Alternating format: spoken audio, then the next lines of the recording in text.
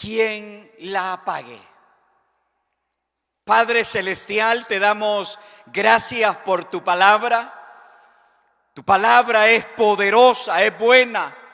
Tu palabra es como la lluvia que hoy ha caído en esta ciudad. Así es tu palabra, como lluvia refrescante a nuestros corazones.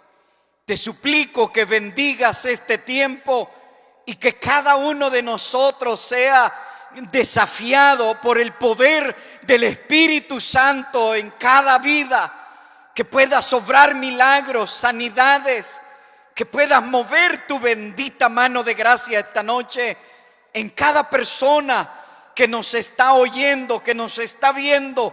Que la bendición, Señor, llegue a todo lugar en Cristo Jesús. Y decimos todos, mis hermanos, amén.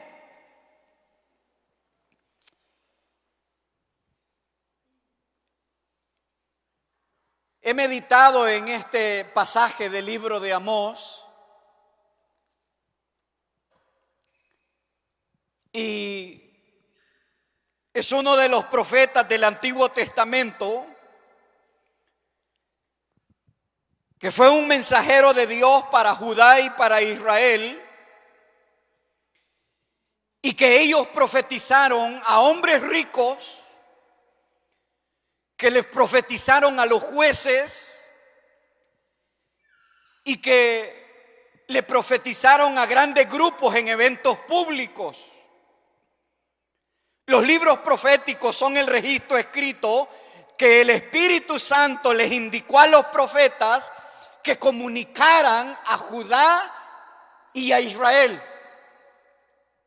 Los profetas hebreos se dirigieron a personas que vivieron hace cientos de años, pero sus palabras contienen principios teológicos que son aplicables para nuestra generación.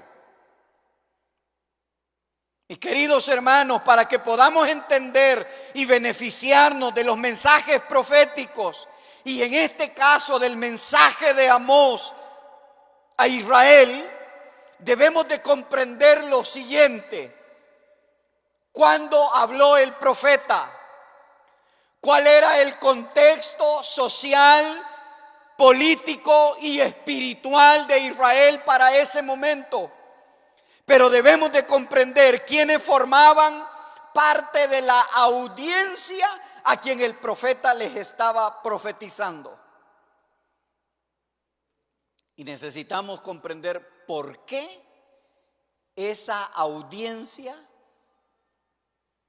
necesitaba esa palabra del profeta Amós.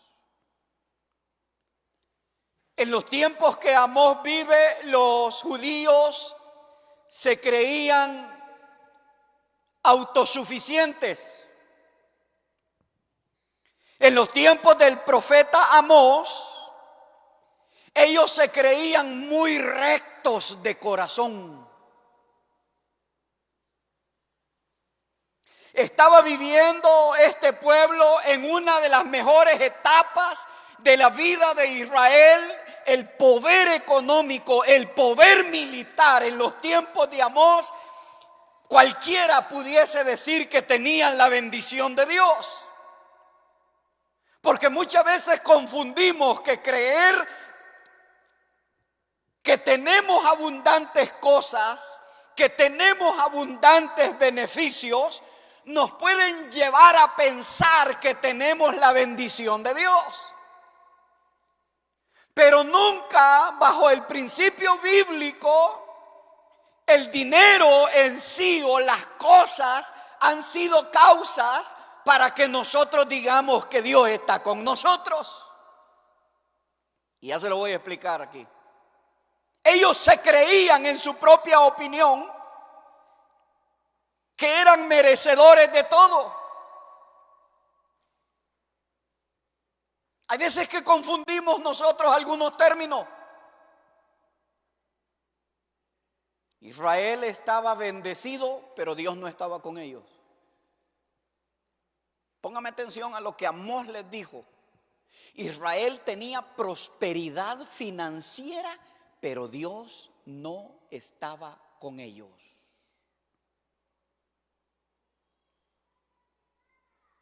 Cuidado, cuidado, cuidado, porque nosotros decimos, no, es que Dios te ha bendecido porque tenés esto. Cuidado. Eso no quiere decir de que Dios esté del lado de alguien. Y Amós se da cuenta de este grave problema de Israel. De manera, escuche bien por favor, como punto uno, ellos se creían muy rectos en su propia opinión. Porque hay veces que usted y yo nos creemos como los últimos santos de los últimos días. Y nos creemos que somos mejores que otros. Israel estaba en esa posición. Se creían superiores a los demás en el tiempo de Amós. Escuche esto. ¿De qué manera alguien le dice a una persona que va a morir pronto?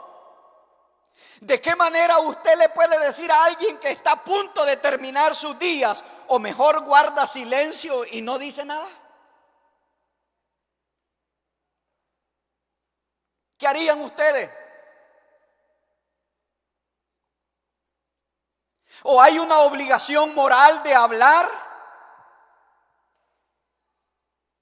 Cuando un médico tiene que ir a decirle a unos familiares que la persona que está en una camilla, y usted dice, ¿le decimos o no le decimos?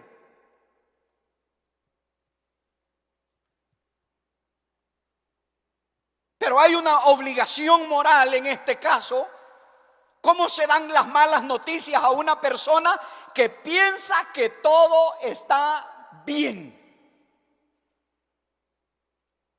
¿Cómo darle un diagnóstico completamente negativo a una persona que cree y que piensa que todo está bien en su vida, en su familia, en su ministerio, en su vida espiritual, en su vida laboral, en el área que usted quiera ponerlo? ¿Cómo decirle a una persona que está equivocada?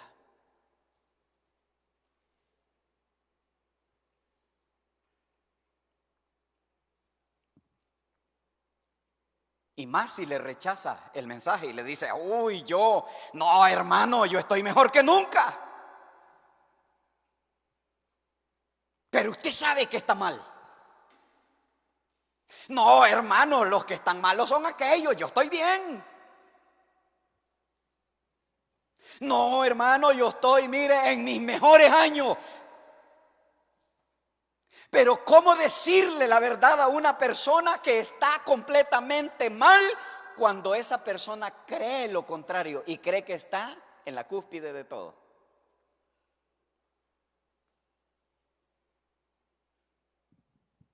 Rechazan la verdad de su situación moral, rechazan la verdad de su situación espiritual y rechazan la verdad incluso de los problemas familiares que tienen.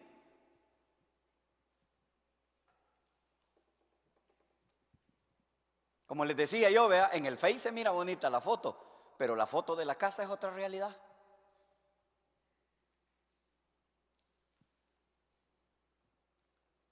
¿Cómo decirle a alguien que cree que todo está bien, pero que está completamente mal? El profeta Amós podría haber guardado silencio con respecto a los problemas de Israel. En cambio, eligió decirle a la nación que sus días estaban contados.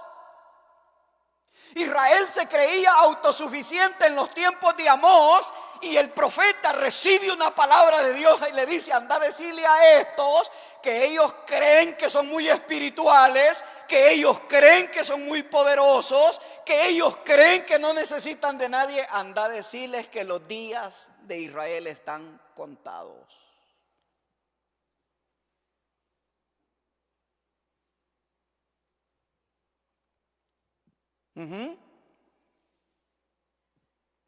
Anda a decirles que Dios va a destruir Israel, el rey va a morir, el ejército será humillado y el pueblo va a ser llevado como esclavo. Espéreme, hermano Misael, ¿qué él me está diciendo usted? Si nosotros estamos bien, hombre. ¿Que no ve el gran poder militar que tenemos? Sí, pero Dios te está diciendo la verdadera realidad de lo que tenés adentro en el chacalín. Porque la pantalla de nosotros es por fuera, ¿verdad? No, nosotros apantallamos una espiritualidad terrible, pero el corazón está terriblemente negro. Y le dice, anda a decirles que están a punto de morir. Qué terrible profecía.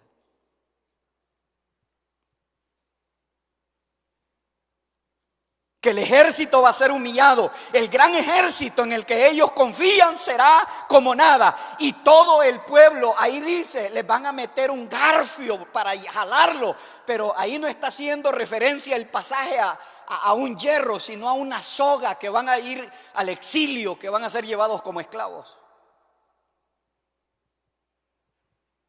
¿Cómo decirle a una persona que está mal cuando ella piensa o él piensa que está bien? ¿A quién le gustaría semejante noticia? Ese mensaje era casi increíble para los israelitas, pero el profeta Amós tenía la obligación de persuadir a los israelitas sobre su condena inminente. Era increíble porque ellos se creían que todo estaba bien. Y es más, dice la Biblia que ellos creían que no había justos como ellos. Váyase a Amós capítulo 4 versículo 1 y mire, se creían justos y mire lo que estaban haciendo en Amós 4:1. Oprimen a los desvalidos y maltratan a los necesitados. Bueno, ¿y no que estaban diciendo que eran tan justos?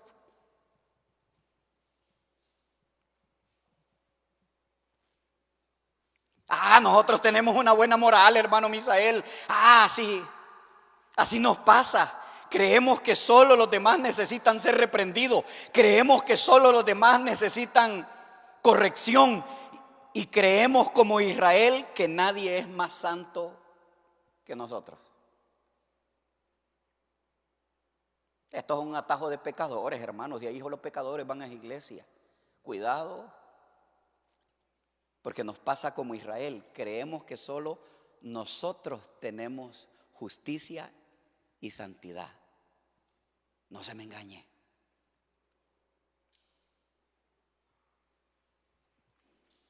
Por eso es que yo me limito a criticar otras congregaciones. No, a mí no me va a oír usted en el púlpito criticando otras congregaciones. Israel creía que solo ellos eran justos. Y viene el Señor y les dice: Amós, decile a esos que se creen justos, que están oprimiendo a los desvalidos y están maltratando a los necesitados. Y que dicen que tienen una buena moral, pero no hay nada de eso. La confianza que tenía la nación en su poderío militar y en sus rituales del templo y en su carácter de pueblo escogido no iba a impedir el juicio de Dios. Y yo le voy a dar un consejo: no ande hablando en mal de otras congregaciones, hermano. Ni se la quiera llevar que usted es el último santo del... No.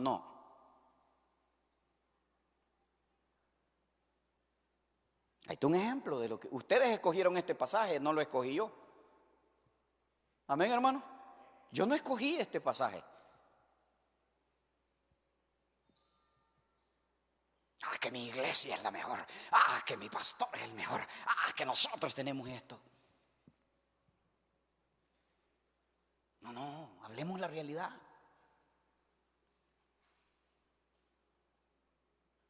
¿Y la justicia? ¿Dónde está tu justicia? Oigo que las viudas de tu iglesia necesitan y no les das ni rey. ¿Qué pasó? ¿Y no que eran los mejores? Oigo que los pobres de tu iglesia necesitan alimento. ¿Y qué pasó? No, hay que abrir fácil. Y le dice Dios a Amós: anda a decirle a esos que se creen tan justos y que se creen tan moralmente espirituales, que los voy a deshacer, le dijo. No me miren así, hermanos. No me miren así. Ese es el contexto de Amós 4:5 que les estoy dando para llegar al versículo clave. La confianza que tenía la nación de su poderío militar y los rituales en su carácter de pueblo escogido no iban a impedir el juicio de Dios. Amós debía comunicar lo que Dios decía, fuera popular o no fuera popular. Él profetizó en público, escúcheme bien, en público delante de todos. Corintios dice que la profecía es pública, no de interpretación privada, pero ese es otro tema. Y Amós se lo dijo en público, que lo oyeran todos. Amós, ¿qué está diciendo? No, y que Dios le había dicho. Si Dios rugía como león en contra del pecado de la nación, el mensajero debía de hablar. Váyase por favor al libro de Amós, capítulo 3, versículo 8. Si brama el león, ¿quién no temerá? Dice Amós. Les está diciendo, miren, si Dios va a rugir para destruirlos por su pecado, ¿quién no va a tener temor?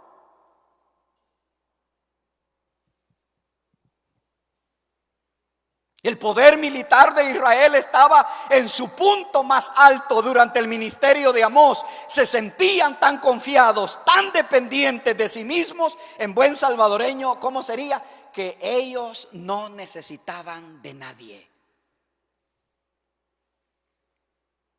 Y hay algunos creyentes que así nos pasa. Ay, yo no necesito de esto. Cuidado, le puede dar vuelta la tortilla al Señor.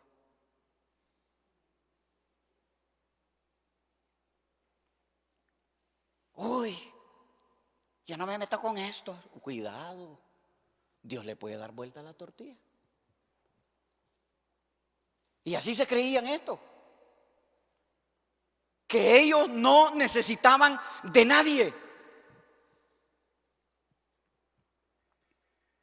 Amén, hermano. La ocupación de Amós estaba a cargo de los pastores del templo. ¿Cómo funcionaba? O como un oficial del culto. La función de Amós fue ininterrumpida cuando Dios lo llamó a ser profeta y se fue desde su tierra natal. Se fue desde Judá para Israel, porque cuando Dios hace un llamado tienes que irte, hermano. Cuando Dios llama a hacer algo tienes que dejarlo todo. Los profetas que Dios llamó lo dejaron todo por servir al Señor.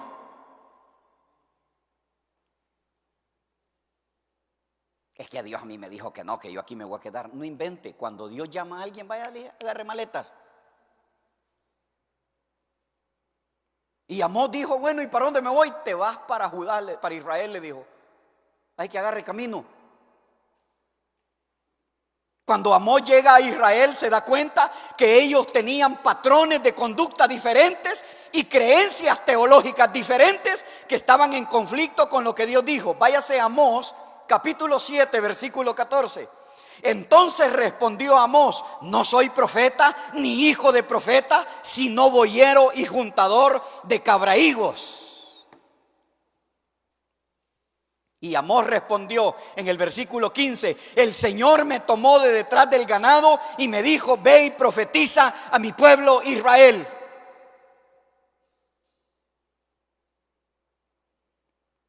La verdadera profecía se dice en público y ahí vamos a comprobar si es de Dios o no es de Dios.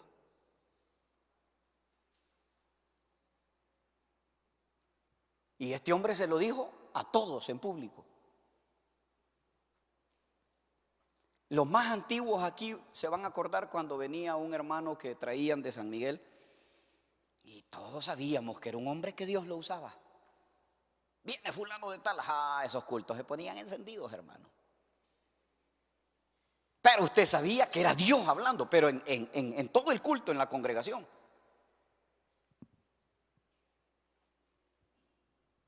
Porque cuando hay seguridad en el profeta, lo va a decir en público. Porque si tiene miedo, entonces no es Dios. Va a decir, me voy a quedar avergonzado.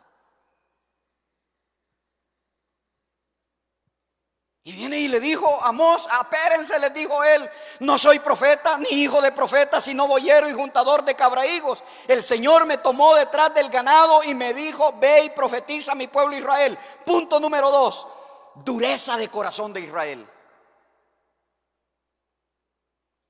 El segundo sermón de Amós fue la falta de voluntad de Israel de volverse a Dios. Váyanse por favor al libro de Amós, capítulo 4, versículo 4 al 13.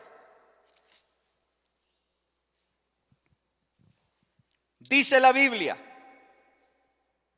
Amós capítulo 4 versículo 4 al 13, id a Betel y prevaricad, aumentad en Gilgal la rebelión y traed de mañana vuestros sacrificios y vuestros diezmos cada 3 días.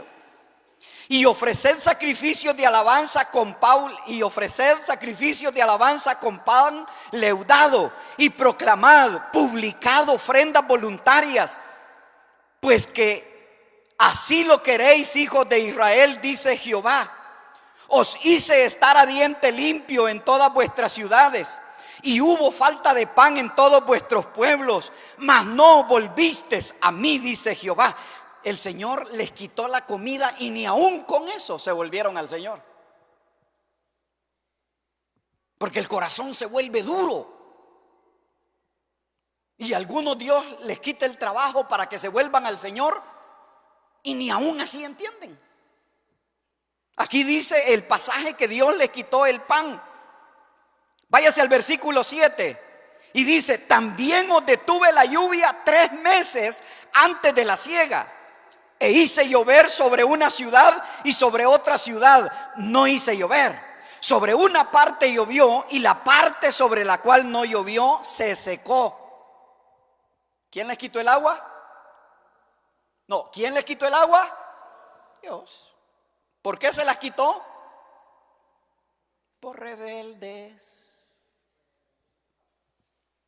Y Dios sigue trabajando de la misma manera con usted y conmigo.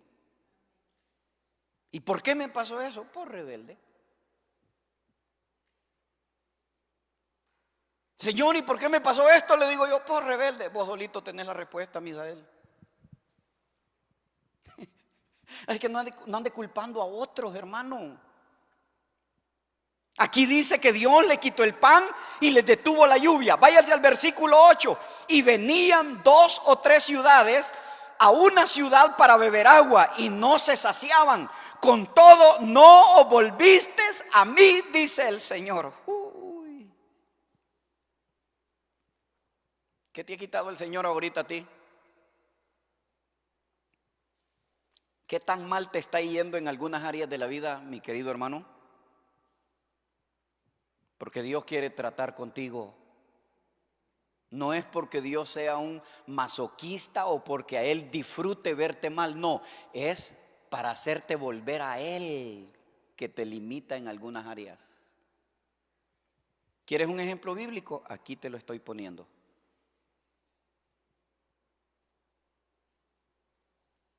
¿Por qué me salió esto mal, hermano Misael? Bueno, usted tiene su propia respuesta y se llama rebeldía.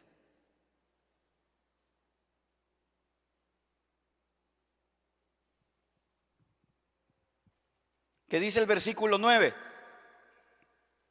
Os herí con viento solano y con oruga, la langosta devoró vuestros muchos huertos y vuestras viñas y vuestros higuerales y vuestros olivares, pero no os volvisteis a mí, dice el Señor. Qué palabra del profeta Amós.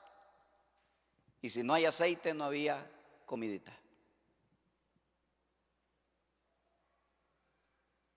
Dice el Señor, les quité toda la hortaliza, les quité todos sus sembradíos y todavía sí ustedes siguieron de necio, israelitas. Hay veces que Dios tiene que quitarte algo a ti para volverte a la iglesia, para volverte a la oración, para volverte al ayuno, para volverte a la palabra del Señor, para que vuelvas a servir en un ministerio.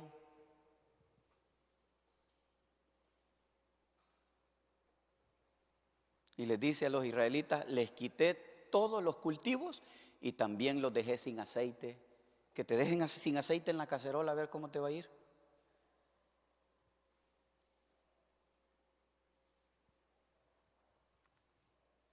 Hay una historia extraordinaria de un pastor en México, un testimonio extraordinario de un pastor en México, que él fue a visitar a los pastores de la zona, y un pastor había hecho una milpa. Y le dijo cuando llegaron: ¿cómo estás? Le dijo: no, pues todo bien. Le dijo: estos días no ha llovido, no nos va a funcionar la milpa, le dijo. Bueno, oremos, le dijo. Y ya el pastor visitante con el otro pastor oraron: Señor, mande el agua y todo. Se acostaron, hermanos, y de repente, ¡pla, pla, pla, pla! Los truenos y todo, y empieza a llover. Pero en la mañana que ellos se levantaron, ¿cuál cree que fue el maravilloso testimonio? Se dieron cuenta que solo en la milpa del pastor había llovido. Y aquí dice: en algunas ciudades hice llover, en otras no, dice el Señor. ¿Qué dice el versículo 10? Envié contra vosotros mortandad, tal como en Egipto. Maté a espada a vuestros jóvenes, con cautiverio de vuestros caballos, e hice subir el hedor de vuestros campamentos hasta vuestras narices, mas no os volvisteis a mí.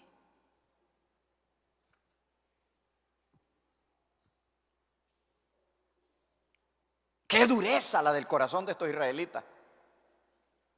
Y usted puede entender a aquella gente que le esté yendo tan mal en la vida, y es Dios queriéndola jalar a su redil. Mira, hermano, dice: tuve este accidente y no terminé de este y se me enferma el cipote, y no terminé de este y me despiden del trabajo, y no terminé de este y me están cobrando esto. Claro, Dios está queriendo tratar contigo. Amén, hermano. Dios está queriendo jalarte a su redil. Dios quiere bendecirte, pero como no entiendes por la buena, viene Dios y te empieza a limitar, como estuvo limitando al pueblo de Israel en los tiempos de Amós. Hermano, Misael, no me abunda las fichitas que recibo cada mes.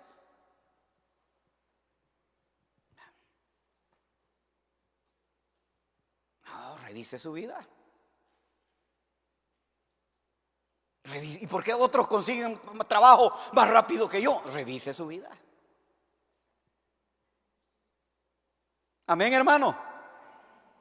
Dios estaba preocupado por cualidades interiores como la justicia, el amor y la humildad. Váyase a Amós capítulo 5 versículo 24. Pero corra el juicio como las aguas y la justicia como impetuoso arroyo. Dios le dice: miren, a los ricos les dijo: dejen de traer los diezmos cada 3 días. Estaban tan bendecidos que llevaban cada 3 días los diezmos. Yo no quiero sacrificios, les dijo. Quiero que usen la misericordia, que usen la humildad y que usen la justicia antes que lo demás.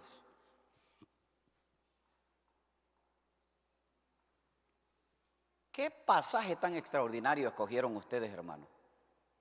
Váyase a Miqueas capítulo 6 versículos 6 al 8. Dice Miqueas 6: ¿con qué me presentaré ante Jehová y adoraré al Dios Altísimo? Me presentaré ante él con holocaustos, con becerros de 1 año. ¿Se agradará Jehová de millares de carneros o de 10,000 arroyos de aceite? Daré mi primogénito por mi rebelión, el fruto de mis entrañas por el pecado de mi alma. Oh hombre, él te ha declarado lo que es bueno. ¿Y qué pide Jehová de ti? Solamente hacer justicia, amar misericordia y humillarte ante tu Dios. ¿Qué pide Jehová de ti, iglesia Josué? ¿Te está pidiendo primero sacrificios? No. Te está pidiendo primero que sea justo, que seas misericordioso, que seas humilde, que apliques la justicia en tu vida diaria.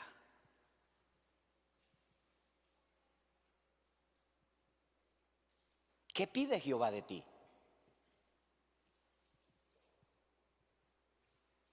Cuando alguien llega a pedirte ayuda y somos tan espirituales, pero no aplicamos la justicia.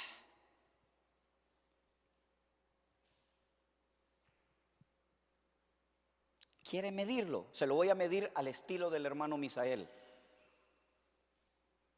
A los más espirituales yo los mido en una cosa tan pequeñita como darle raya a una persona humilde del campo o a alguien que no le va a poder devolver el favor.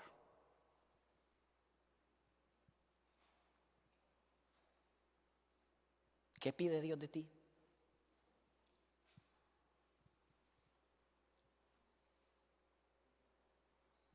Porque nosotros nos hemos vuelto selectivos. No, es que con este grupito, con aquel no, con este sí. No, espérese. Dios te está viendo. Y te dice, no quiero tus sacrificios, no quiero tus alabanzas. Antes de eso, tampoco quiero tus ofrendas, le dice a Israel. Antes de eso, quiero que sepas hacer justicia.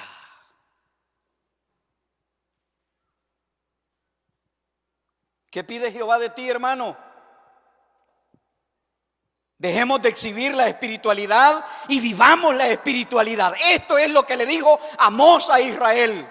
Dejemos de exhibir la santidad, vivamos la santidad. Esto es lo que le dijo Amós a Israel.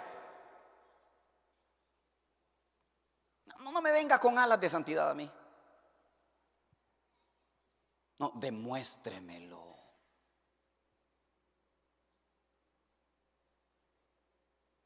Y ese es el problema que había en el pasaje que hemos leído hoy. No quiero despliegues públicos de piedad hipócrita, le dijo el Señor por medio del profeta Amós. Váyase a Amós capítulo 6, versículo 5. Gorjean al son de la flauta e inventan instrumentos musicales como David.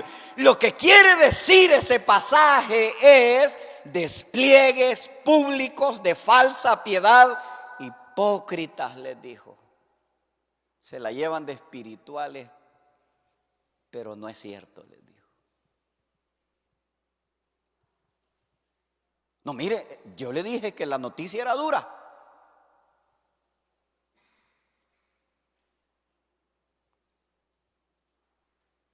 O sea, Amós tenía una gran responsabilidad. Ello nos lleva que hacían rituales vacíos para aumentar su nivel social. Igual que hoy, para que digan que yo soy, ya sabes, calibre 3 santo, 4, 5, 7 veces santo. Cuidado. Ellos llevaban rituales vacíos para aumentar su nivel social. Si ellos no volvían sus corazones hacia Dios, su adoración se transformaba en una burla.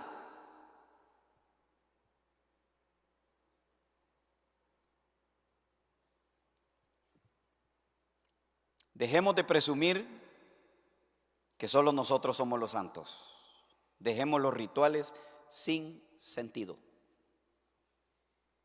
La iglesia del Señor es millones de millones de millones en todo el mundo, de toda tribu, de toda lengua y de toda nación. ¿Alguien entendió eso? Dejemos de presumir que solo nosotros somos los super espirituales. Así estaban estos en el tiempo de Amós. Se creían la mamá de todo. Y viene el Señor y le dice a Amós, anda a decirle que están más muertos que saber qué. Porque uno, no, mire, cuando se trata de evaluarnos a nosotros, nadie se quiere evaluar. Pero para evaluar a otros, ahí nosotros vamos con todo. Y Dios no nos ha puesto como jueces. Entonces dejemos los rituales vacíos como la exaltación a nosotros mismos. Dios odiaba y no aceptaba la adoración proveniente de una vida sin rectitud o de gente que adoraba a otros dioses. Váyase a Amós capítulo 5, versículo 21. Dice la Escritura: aborrecí, abominé vuestras solemnidades y no me complaceré en vuestras asambleas. No me gustan tus cultos, les está diciendo Dios. Porque llegas a criticar a los demás, llegas a criticar al que está a la par tuya. No me gustan tus cultos, les dijo Amós. Porque terminó el sermón, dice, a predicar al pobre compañero pastor. Y el Señor les dice, no me gustan esas reuniones. Ráyelo en su Biblia. Amós 5:21, vamos al 22. Y si me ofrecéis vuestros holocaustos y vuestras ofrendas, no las recibiré. Esto no le va a gustar a los predicadores de la prosperidad. Y dice, y si me ofrecéis vuestros holocaustos y vuestras ofrendas, no las recibiré, ni miraré a las ofrendas de paz de vuestros animales engordados. Léalo y no vaya a decir que yo me lo estoy inventando.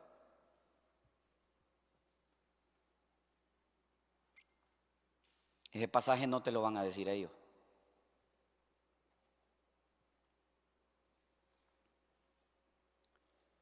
O escuche lo que voy a decirle.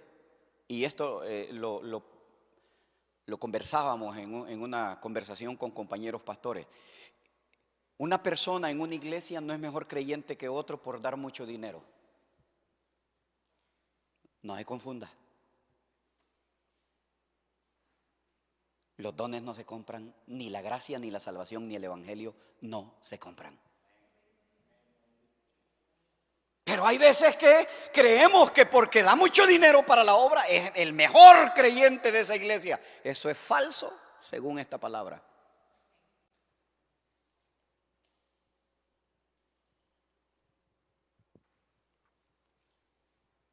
Ahí le echan la culpa al hermano Kelvin. ¿Quién fue el que decidió este tema de ahí? ¿Todos juntos? Allá ellos les reclaman, hermano. Entonces viene el Señor y dice, y mire lo que dice, versículo 23, quita de mí la multitud de tus cantares. No, hombre, aunque digas que levantas la mano y que alabas y que haces un gran show y te tiras al suelo, pues no escucharé las salmoniadas de tus instrumentos. Patalee como patalee, dice el Señor Israel. Patalea. Tírate al suelo si quieres también. Dice, pero no te voy a escuchar, Israel, le dijo. Hermano, da risa, pero esto era un terrible juicio contra Israel.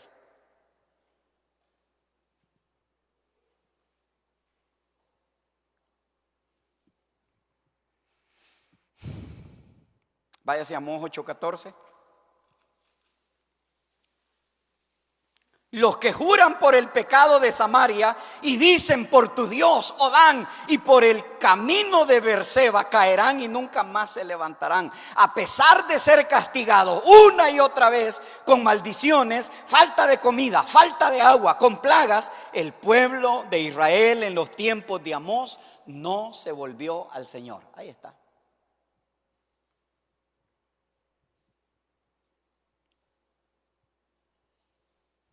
Amós se lamentó sobre Israel como una nación muerta para convencer a su audiencia de sus pecados.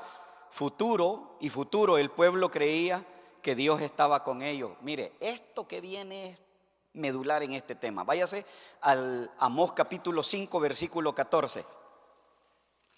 Amós 5:14. Buscad lo bueno y no lo malo, para que viváis, porque así dice Jehová, Dios de los ejércitos, estará con vosotros como decís. Así como ustedes dicen que Dios está con ustedes, pero no es cierto, le dice.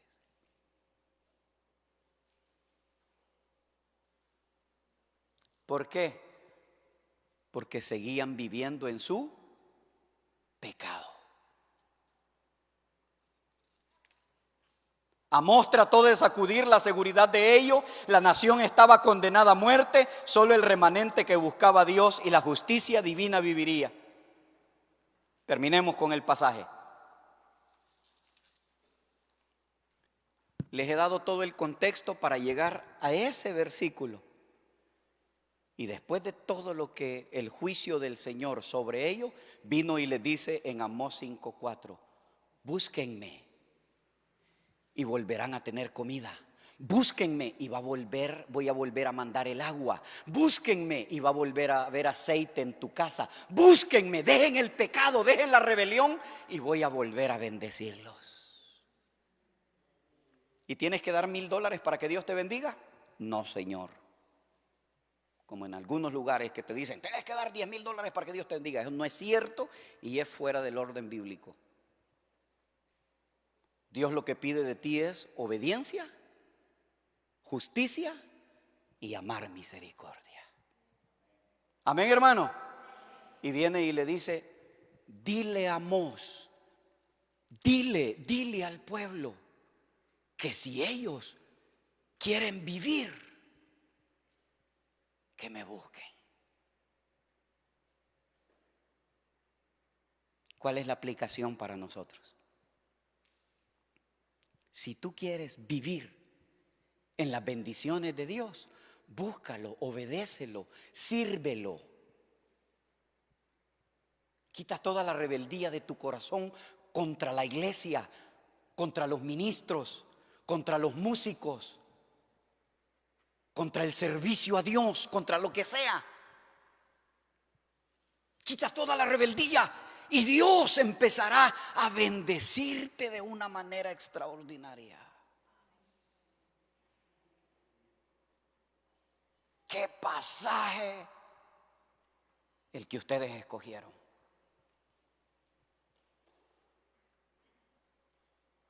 Posiblemente usted nos está viendo hoy y dice: hermano Misael, pero a mí me han dicho que debo de dar mucho dinero para poder tener las bendiciones de Dios. Eso es falso.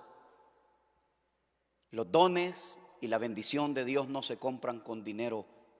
Eso es un regalo gratuito, maravilloso, para toda persona que se humilla y se arrepiente de sus pecados y vive una vida agradable a Dios. Posiblemente alguien diga: hermano Misael, yo perdí mi trabajo, pero quiero que te evalúes. ¿Qué pide Dios de ti? Posiblemente alguien dice: estoy a punto de perder mi casa, estoy a punto de perder mi matrimonio, estoy a punto de perder un trabajo. Dios te dice hoy: haz una evaluación de tu vida y vuélvete a mí, te dice el Señor. Y las puertas de oportunidades las abrirá el Señor y tú solo tendrás que caminar. Vengan de pie, por favor, esta noche, mis queridos hermanos. Y si usted no ha recibido a Cristo ahí como Señor y Salvador de su vida, o alguien que está aquí en la iglesia que hoy dice: hermano Misael, yo necesito hacer realidad Amós 4:5 en mi corazón. Debo de buscar a Dios y servirlo. Debo de buscar a Dios para vivir. Esta es tu noche. ¿Qué debo de hacer para ser salvo? Preguntará alguien. Solo entrégale tu vida al Señor. El evangelio es de gratis, siempre ha sido de gratis y siempre será el evangelio de gratis. Porque lo que Dios pide de ti es justicia, es amar misericordia y ser humilde. Eso es lo que Dios pide, y que te arrepientas de tus pecados. Si alguien le va a entregar su vida a Cristo esta noche, repita conmigo esta oración y dígale: Señor Jesús, esta noche creo que yo he estado como en los tiempos de Amós, viviendo en rebelión. Pero hoy confieso mis pecados, confieso mis injusticias, confieso la maldad de mi corazón y me arrepiento. Y hoy te recibo como mi Señor y como mi Salvador. Escribe mi nombre en el libro de la vida. Por Cristo Jesús. Padre,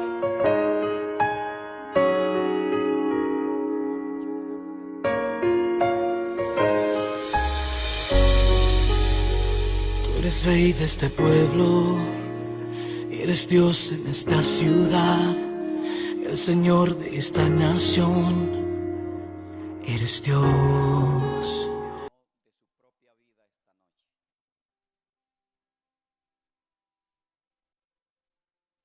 ya estamos cansados de oír a gente como jueces. hagamos una evaluación para nosotros mismos. Dios te está pidiendo hoy, como en los tiempos de Amós, que lo busques y que lo sirvas. No es el hermano Misael el que está hablando esta noche. Es el Espíritu Santo que puso en el corazón de este ministerio este tema y este lema. Y Dios te dice hoy, congregación presente,